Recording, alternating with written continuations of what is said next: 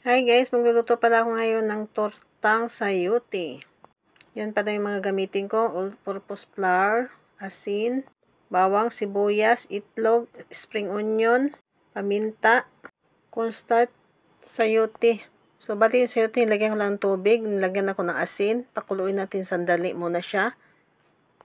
Bali tatakpan muna natin siya, hindi na yan, kumulo na. Bali, hinugasan ko pala yun sa gripo, tapos pinatulo ko siya para matanggal yung kayang tubig. Ilalagay na natin siya sa bowl. Pagkatapos pala nilagay natin dyan sa bowl, bali, ilalagay na rin natin yung bawang, sibuyas, tapos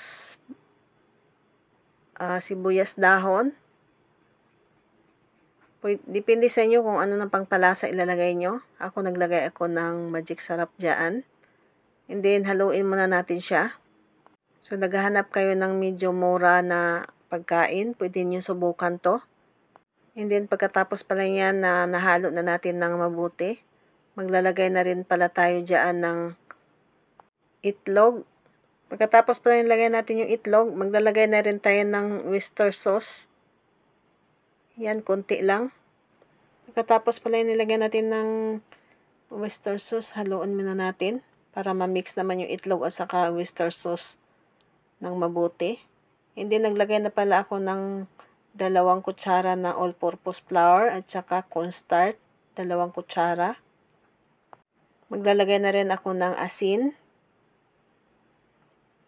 Pagkatapos pala na nilagyan natin siya ng asin at saka yung harina, saka yung cornstarch, haluin muna natin na mabuti para naman walang buo-buo na harina.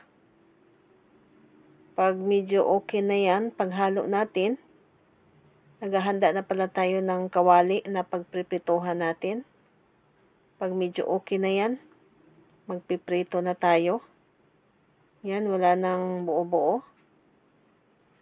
So, maglalagay na tayo sa kawali. I-try ninyo to.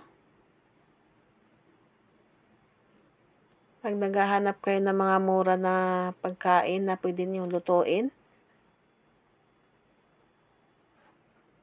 bali, pritohin muna natin lahat. Sa marunong na magluto nito, pwede nyo i-skip na yung video. Kung hindi naman kayo gustong gumamit ng sayote, wala kayong available sa inyo, pwede kang gumamit ng sitaw o bagyo beans. Bali, i-boil lang din ninyo, pakulo.